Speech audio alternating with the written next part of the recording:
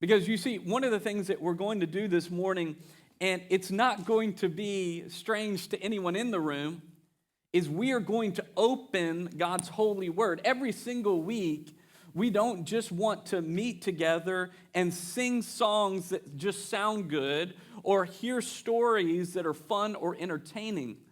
We actually want to study a word from God that He has given to us in His holy word, the Bible. And so every single week, the songs that we sing and the words that I speak, I pray all of them are seasoned with the ultimate absolute truth of God's word. And so if you have your Bibles, we're going to be in John chapter 18 and 19 today. And I want to ask you a question at the outset of today's message. I want to ask you, have you ever been through what one would call an emotional roller coaster? An emotional roller coaster. These usually start in your life at times of great crisis.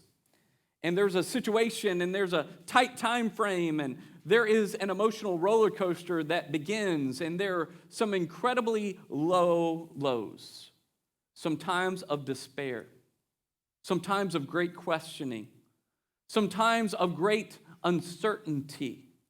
And then there are moments of hope.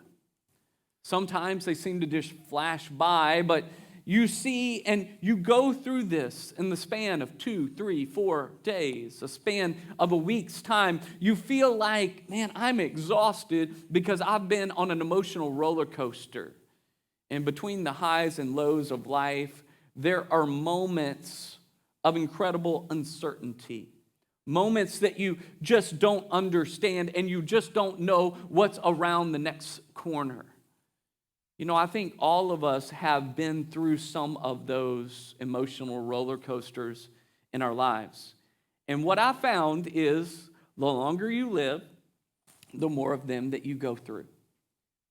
And we're going to read a passage today. Actually, we're going to kind of bounce around throughout the Gospels, because one of the things that I want to do leading up into Easter is talk through what is called the Passion narrative. And these are the sufferings of Jesus. And so last week we talked about the Garden of Gethsemane. And we left Jesus there as the group was approaching to arrest him. And today we're going to focus on the next segment of the story, which is the trial that Jesus undergoes immediately after his arrest. And a lot of people describe his trial that we're about to read and study about as the greatest miscarriage of justice.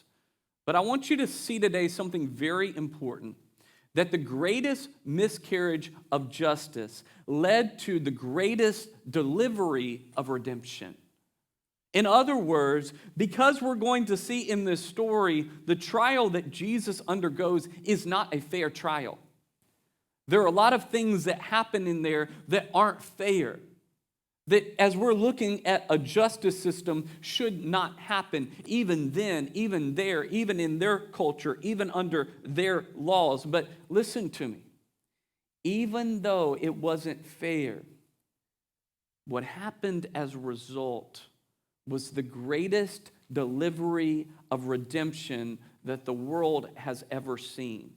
And it changed everything in the storyline. And so I want us to look at this. I want us to take a journey together and to see this trial through the eyes of Jesus. And we're going to be anchored in John 18 and 19. But we're going to look at some different segments in Luke, in Matthew, and in Mark, to make sure that we have the whole picture of what Jesus actually went through when we think about the trial that he underwent on the way to the greatest physical torture that any human had ever devised, the cross, the crucifixion.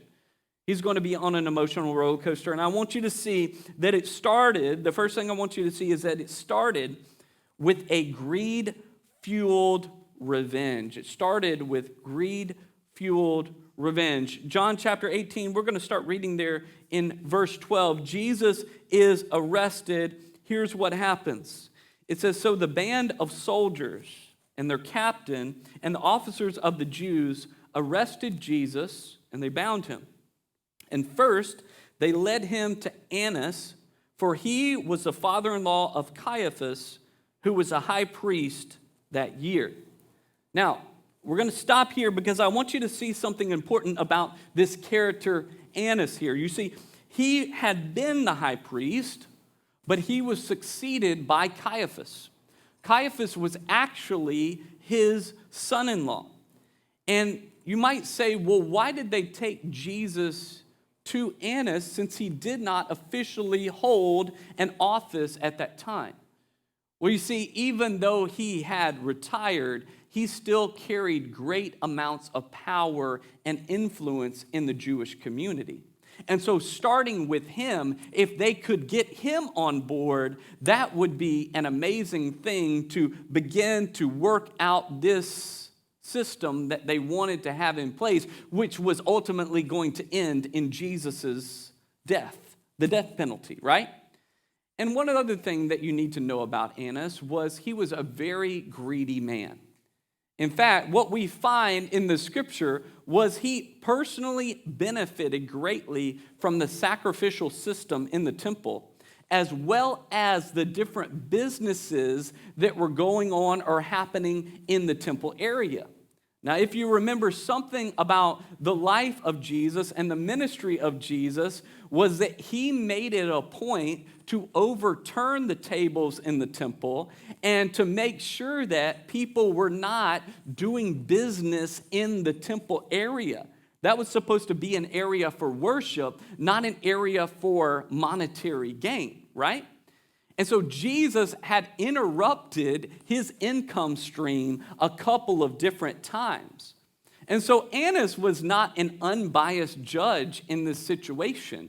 He had a score to settle with Jesus. And his son-in-law, Caiaphas, right now, I don't know about how families function with you, but I'm just telling you, my father-in-law is on the front row right here. And if my father-in-law told me to do something, I would do it. For two reasons, really. In my situation, my father-in-law is a football coach who could absolutely squish me with his pinky toe, okay? Second of all, I don't pride myself on being a dumb person. I want to be actually smart, in my life. And so I want to do what he says. So likewise, if Annas had told the high priest currently, Caiaphas, his son-in-law, to do something, you better believe he would have followed through with it.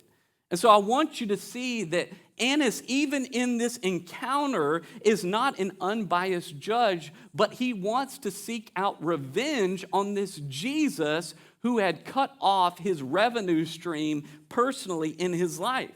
So if you think about John chapter 18, verse 19, if you skip down here, it says that the high priest, this is Annas, then questioned Jesus about his disciples and his teaching. Jesus answered him, I have spoken openly to the world. I've always taught in synagogues and in the temple where all Jews come together. I have said nothing in secret. Why do you ask me? Ask those who have heard me what I said to them. They know what I said. And when he had said these things, one of the officers standing by struck Jesus with his hand, saying, Is that how you answer the high priest? Jesus answered him, If what I said is wrong, bear witness about the wrong. But if what I said is right, why do you strike me? Annas then sent him bound to Caiaphas, the high priest. Now, I want you to know, in the Jewish legal system, it was illegal for them to try to force Jesus to testify about himself. And Jesus was showing the hypocrisy of the entire trial. And what he was showing was simply this. He was not working on some secret plan in a smoke-filled room. He had done everything in public.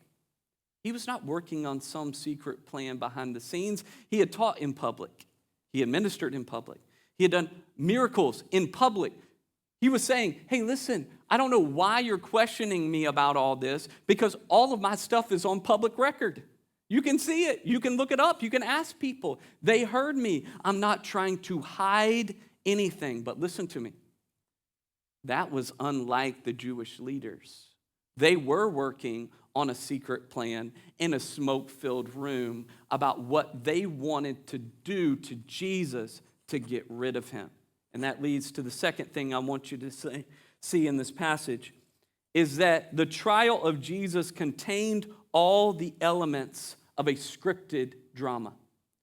In other words, this was like you and I watching some type of show on television or some movie. And I want you to see how it was like a scripted drama. The first thing I want you to see was the storyline was already written. The storyline was already written. Even before this trial had even started, the storyline was written.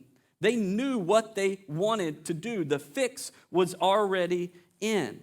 And I want you to see an account from earlier in Jesus' ministry that involved Caiaphas, the high priest, who Annas is now sending Jesus to. I want you to see this in John chapter 11. This is what it says. It's going to be on the screens. It says, "So the chief priests and the Pharisees gathered the council and said," what are we to do? They were not happy with Jesus, okay? Is the bottom line. "For this man performs many signs. If we let him go on like this, everyone will believe in him, and the Romans will come and take away both our place and our nation." But one of them, watch this, Caiaphas, who was the high priest that year, said to them, "You know nothing at all, nor do you understand that it is better for you that one man should die for the people, not that the whole nation should perish." In other words, he is prophetically speaking about a plan that they are coming up with beforehand, that all the Jewish people would not die because of their rebellion against the Romans, but rather he was saying, hey, listen, all we need to do is get rid of this one man, and then we're good. We don't need to punish our own people. We just need this one man to die. And so before any of this ever happened, before Jesus even got to Caiaphas, understand this, he had already spoken about what they wanted to do. The fix was already in. The script had already been written. I want you to see the second thing here. I want you to see that hold on now. Hey, Colin, I think this is, here. This is, okay. Hold on, I'm clipping this on. It's all good. I want you to see, secondly, that the actors played their part. Got it. The actors played their part. So not only was the script written, but the actors played their part. Now watch this. Matthew chapter 26 tells us this. It says, "Now the chief priests and the whole council were seeking false testimony against Jesus, that they might put him to death.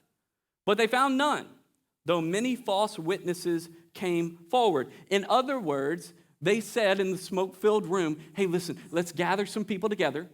They're going to be our witnesses in the trial, and this is what they're going to say, and this is how they're going to say it. Now, I got to tell you, they are not very good at this.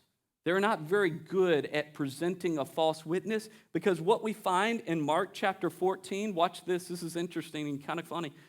"For many bore false witness against him, but their testimony did not agree." In other words, as is many times the case when there are people lying, their lies don't match up. Because what? You have to tell one lie to get to another lie, to get to another lie, to get to another. And so as they went down the lie rabbit hole, their lies were not even matching up. They weren't even good at lying. They weren't even good at bearing false witness, but make no mistake, they had actors on the scene that were supposed to come and give false witness about Jesus. This was like a scripted drama. But then I want you to see this. The performance was memorable. The performance was memorable. And I don't want you to miss this, because here's the thing. We all know this. In Hollywood, the deal is, if there's a show or there's a movie or there's a documentary, there's a lot of those out there, right? A lot of things. You want to make sure that there's something about that show that's memorable. It's going to stick out in the midst of everything that's going on. You don't want to just produce another show. You don't want to just produce another episode of the Oscars this year. You want some type of performance that is memorable. And guess what? We got it last weekend. We got a memorable performance right there. And here's the truth. Here's the truth I want you to see. In the Bible, in Matthew chapter 26, when he stood up to Caiaphas, here's what happens. Verse 62. The high priest stood up and said, "Have you no answer to make? What is it that these men testify against you?" But Jesus remained silent. And the high priest said to him, "I adjure you by the living God, tell us if you are the Christ, the Son of God." And Jesus said to him, "You have said so. But I tell you, from now on, you will see the Son of Man seated at the right hand of power and coming on the clouds of heaven." Then the high priest tore his robes. This is the memorable performance. And said, "He has uttered blasphemy. What further witnesses do we need? You now have heard his blasphemy. What is your judgment?" They answered, "He deserves death." Then they spit in his face and they struck him. Some slapped him, saying, "Prophesy to us, you Christ. Who is it that struck you?" They were struggling with getting anything against Jesus to stick. And finally, in this moment, the high priest is like, I've got to do something. I've got to make a scene. Because these false witnesses that are coming forth, they're not even that good of actors. Their stories don't even line up. Nothing is sticking against Jesus. What are we going to do? So I have to do something. I have to make a scene. And so there was this custom that the high priest was never supposed to tear his clothes, but he could on one account, on the account of blasphemy. And so he says this, trying to set Jesus up to say the right thing in the right order. And he says, finally, here we go. Here's my opportunity. Here's my chance. I'm going to make this big scene, and I'm going to tear my robe because Jesus had just said blasphemy. He wasn't saying that he wanted to tear his robe because he was shocked or because he was in disgust. He was tearing his robe with joy because finally there was something that he could use against Jesus.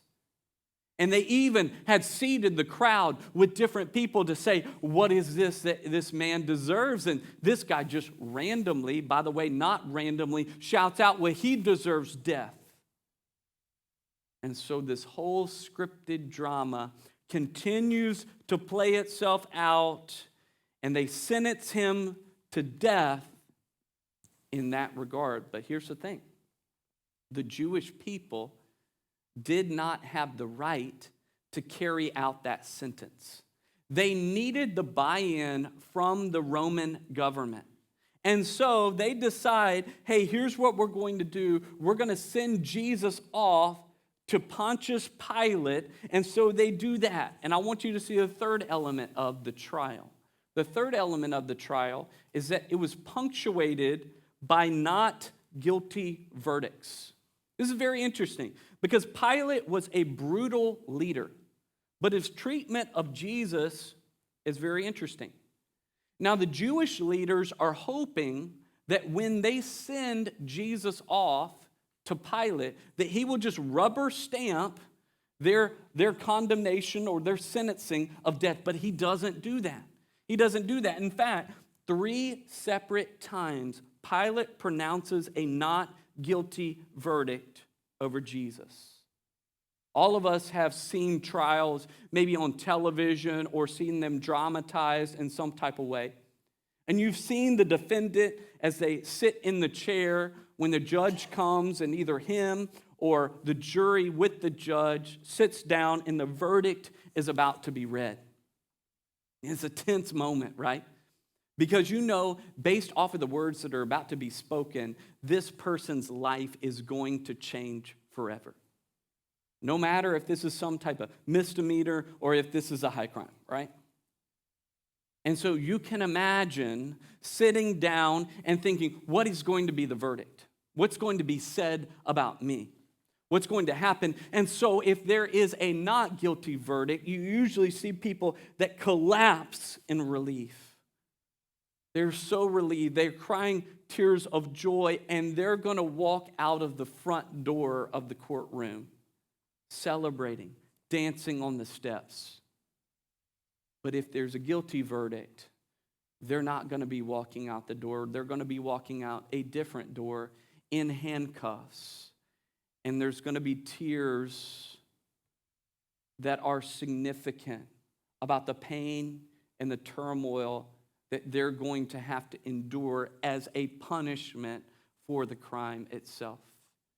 And Jesus is right in the middle of all of this. And it's so interesting that in his encounters with Pilate, on 3 different occasions, Jesus hears not guilty verdicts said over him by someone who has the power to kill him whenever he wants.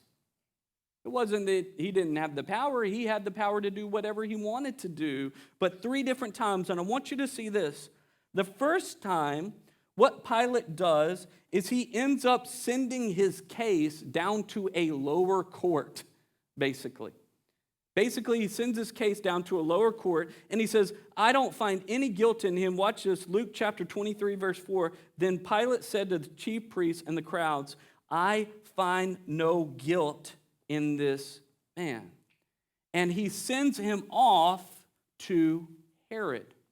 Herod was a lower leader. He was not as high as Pilate. And it's interesting that he does this, and I've just thought about, you remember the Garden of Gethsemane? When Jesus prays to the Father, Father, if there is any other way, I just think about, is Jesus in this situation? Does he have some type of glimmer of hope as he hears these not guilty verdicts that God the Father has found another way? I don't know, because I wasn't him. And I know that he was completely surrendered to whatever plan the Father had for him. But you can just imagine being sitting right there and hearing, I find no fault in this man, and thinking, well, I know that I'm going to have to die for the sins of the world, and I'm willing to do that. But did my Father find another way? I don't know. And so he says, I find no guilt in this man, and he sends him off to Herod. Now, Herod's an interesting person. And one of the things that he does to Jesus is he mocks him over and over again. He says, I've been wanting to meet this Jesus, and he just makes fun of him and mocks him and dresses him in this royal coat and cloak because he's mocking that he says he's the king of the Jews, right? And so he's mocking him, but ultimately Herod sends him right back to Pilate. And so Pilate has already said, I find no guilt in him, but then you're going to see a second time. And what you see in the second time, when it gets bounced back up to the higher court, is Pilate says, I find no guilt in him, but what he tries to do in this case is he tries to set Jesus up to be the released prisoner. So, John chapter 18, verse 38 says this, but after he had said this, he went back outside to the Jews and he told them, I find no guilt in him, second time. But you have a custom that I should release one man for you at the Passover. So do you want me to release to you the king of the Jews? Hoping that they would say, yes, release Jesus to us. But they cried out again, not this man, but Barabbas. Now, Barabbas was a robber. All right, look at this. This is important. So Pilate tries another way of absolving him of the responsibility to sentence Jesus to death.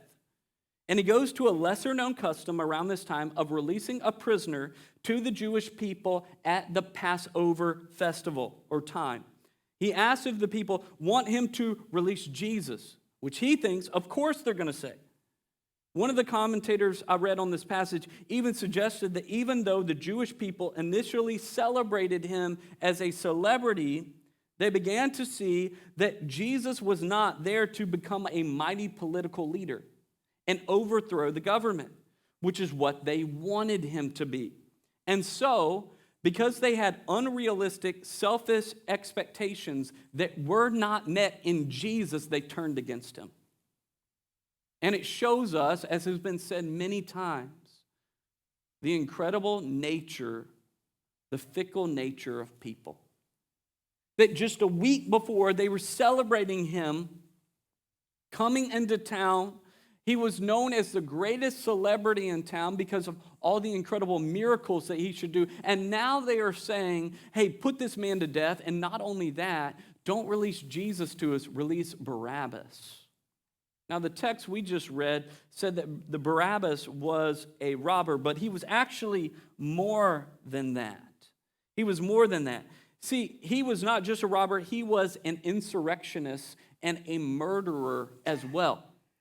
And so they were saying, hey, even though Jesus is charged with leading an insurrection, we want you to actually release a true insurrectionist and a murderer himself, and we want you to keep Jesus because we're fed up with him, because we don't like him today.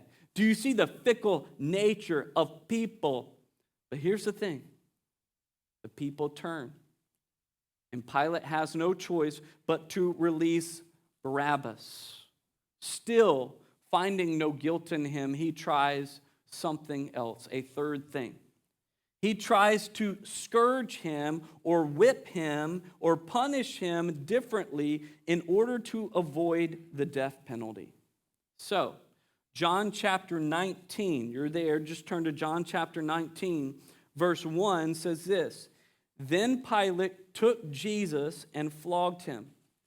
And the soldiers twisted together a crown of thorns and put it on his head and arrayed him in a purple robe.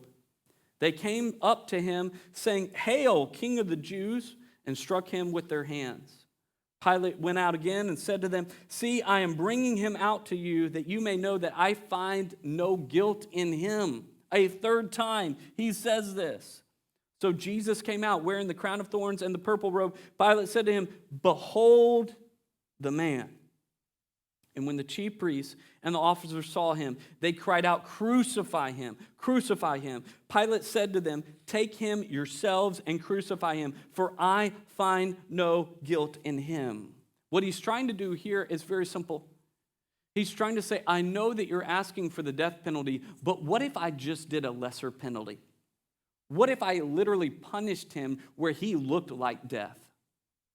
And most of us have seen the movie The Passion of the Christ and have seen the gory details of what it was like to be whipped at that time, what it was like to endure this type of punishment. And we see the physical difficulty that Jesus went through and the suffering that he went through. And after having all that, Pilate brings Jesus in front of the crowd and he says, "Behold the man. Here he is. Is this not enough? I find no guilt in this man. I'm just trying to make sure there's not a riot out here. Because people are so intent on crucifying this man. So I want to do something to make them calm down. But that does not make them calm down. They say, we still want you to crucify him. We still want you to punish him for death. In fact, Matthew even records an account of Pilate's wife sending a message to him about not putting Jesus to death because she has had a dream that they should not crucify this righteous man. But the crowd is unrelenting. And so even though this trial was punctuated by 3 not guilty verdicts, this is what ends up happening. Chapter 19 of John, verse 12. From then on, Pilate sought to release him. But the Jews cried out, "If you release this man, you are not Caesar's friend. Everyone who makes himself a king opposes Caesar." So when Pilate heard these words, he brought Jesus out and sat down on a judgment seat at a place called the Stone Pavement, and in Aramaic, Gabbatha. Now, it was the day of preparation of the Passover. It was about the 6th hour, and he said to Jesus, "Behold your king." And they cried out, away with him, crucify him." Pilate said to them, "Shall I crucify your king?" And the chief priests answered, "We have no king but Caesar." So he delivered him over to be crucified. Here's what begins to happen. They try to manipulate Pilate by appealing to an even higher power than him. And they say, if you don't crucify this man, we're going to go above your head and we're going to make you look bad. And because, like I said, Pilate was a very brutal man with a lot of personal vendettas, with a quest for power and prestige, he is not going to let that happen. And so even though he has pronounced a not guilty verdict over Jesus, when it comes to a decision of him or Jesus, he's going to pick himself. You see what happens there? He's going to say, I'm going to pick myself. I'm going to look out for myself. And so if that means crucifying Jesus, so be it. So be it. Get away from me. Leave me alone. You got what you want. And so they take Jesus away to be crucified. So Jesus has just undergone a roller coaster of emotions. Can you imagine? These different places, these different venues, these different leaders, the crowd chanting against him, revenge, mocking, scourging, all these different things that Jesus has endured. I want you to know this. There is one reason and one reason only that Jesus went through all of this, and it's for you. It's for you. It's because each one of us has sin in our lives that we cannot get rid of on our own.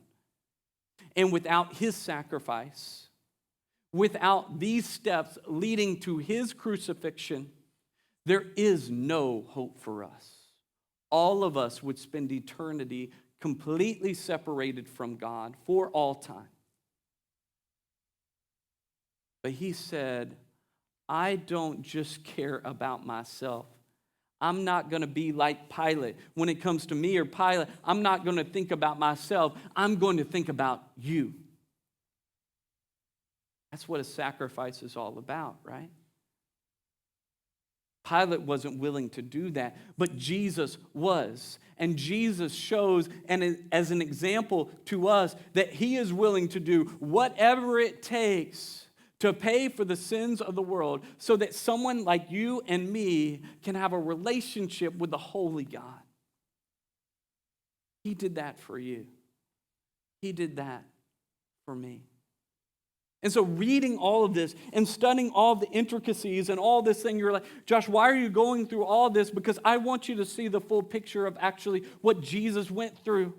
It wasn't just physical suffering when he was nailed to a cross. There were those steps, this whole passion narrative, beginning with the Garden of Gethsemane, that he went through on his way to the cross. And he did it for us.